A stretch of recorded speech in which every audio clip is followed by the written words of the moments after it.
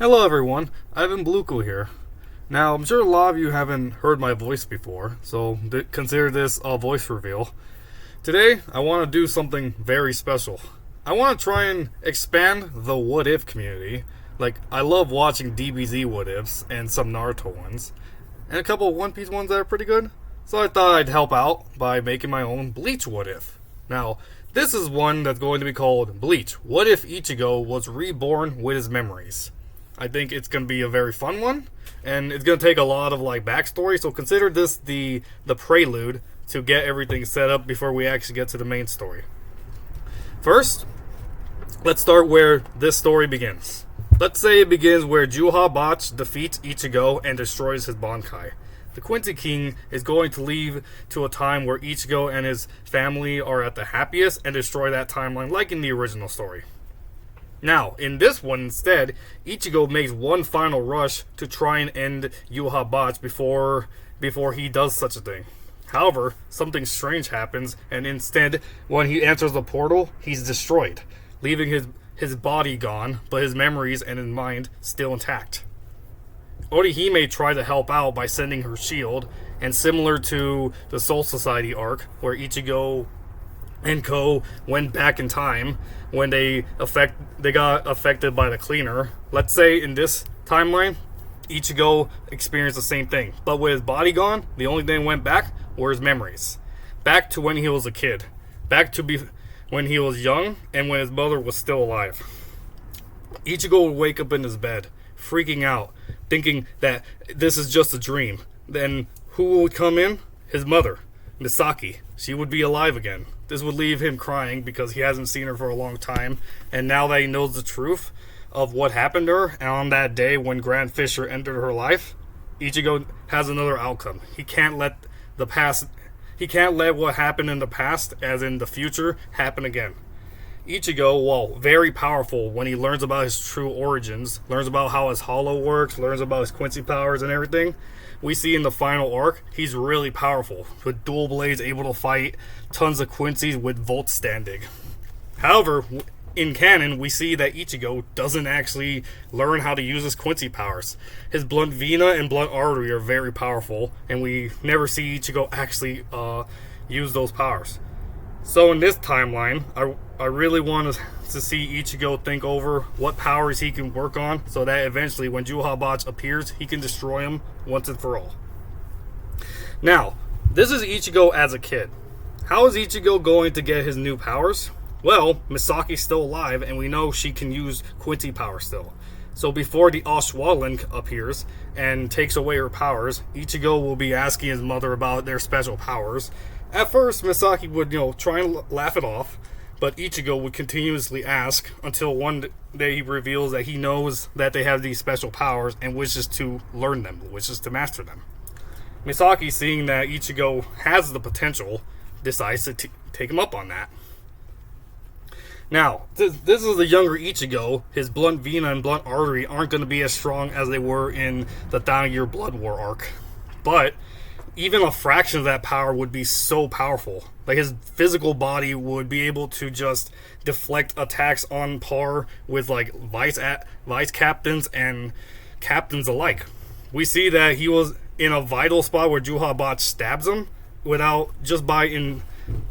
reflectively, Ichigo was able to tank the attack, which is a very insane feat. So this Ichigo would have way higher bases before he becomes a Shinigami.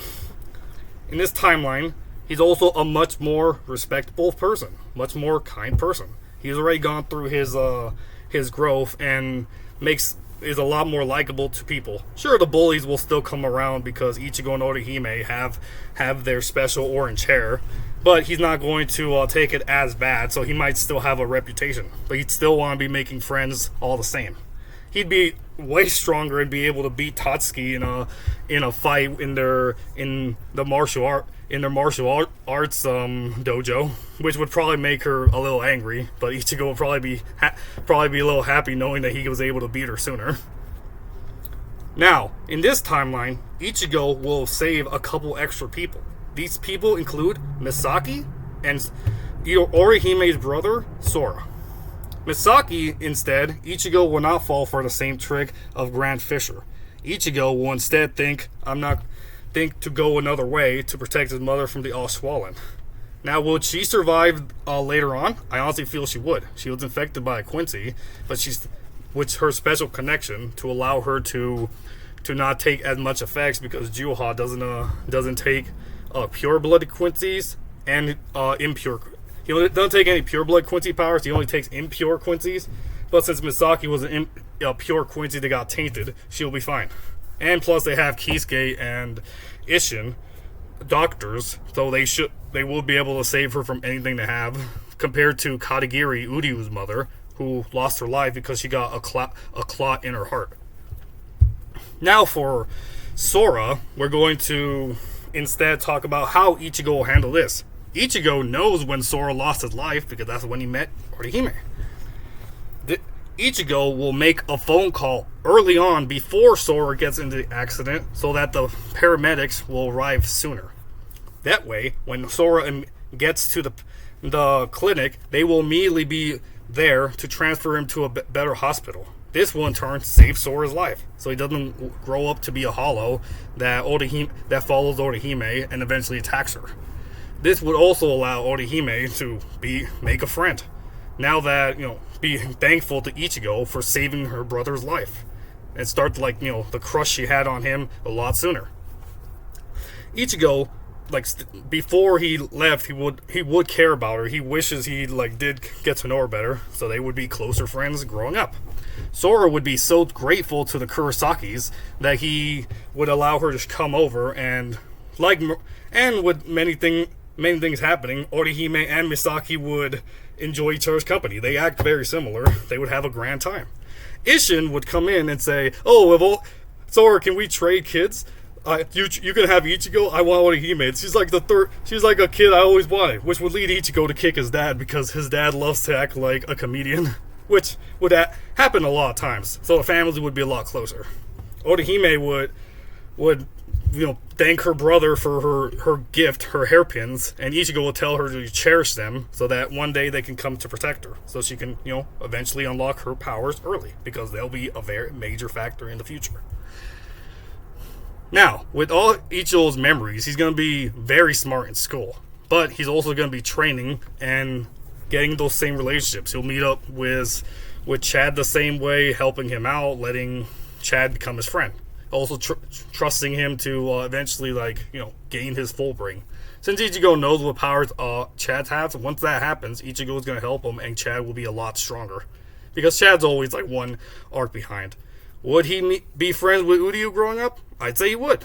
Misaki would probably want Isshin and Ryukin to hang out more, because even though Ryukin's parents don't like her anymore, she'd still want to go hang out. So I feel she and Katagiri would be hanging out before the Osweilan events, and Uryu and Ichigo would be friends. Since Ichigo is training as a Quincy just like Uryu, there could be that cool competition. Ichigo would be trying to turn his bow into a sword, which Misaki would find adorable because Quincy's don't normally use any other types of weapons, and this is before the Stern Ritter were revealed. So Ichigo would just be trying to turn it into a blade, which he can't. But he has the basic understandings of blunt vena and blunt artery, and he can make a bow. So he's a lot stronger Quincy basis. And with Ichigo knowing his hollow, full brain Quincy and Shinigami powers, Ichigo will not need to go through that extra arc because he's already gone through it. This is when the reveal of his Shinigami powers is going to be way cooler when we get to that point. Now we go to Ichigo's training. He's practicing basic kendo so he can try and get the feel for swinging his sword. He will know about his Shinigami powers, but he hasn't unlocked them yet. He has way better control of his Reshi, because he has better control of his Reshi because he's had way more practice with his mother. After the Grand Fisher event, her powers are gone, so Ichigo, now with better powers, can hunt down and destroy hollows. He knows Quincy's can't cleanse hollows, so he just destroys any hollows he sees. And this is where we get to the prologue of Bleach. Rukia appears in the same way, trying to hunt down a hollow. Ichigo, sensing this, would already be ready to try and mimic the same events as before. Rukia trying to hold him down, Ichigo would break out almost immediately. Since his mother is there and she also doesn't have powers, no one else can change things up. Ichigo breaks out his powers and helps out Rukia by taking her Shinigami powers, which soon would awaken not one, but 2 blades. Yes, let's consider this a pre-awakening of his dual blade Zanpakuto Zangetsu.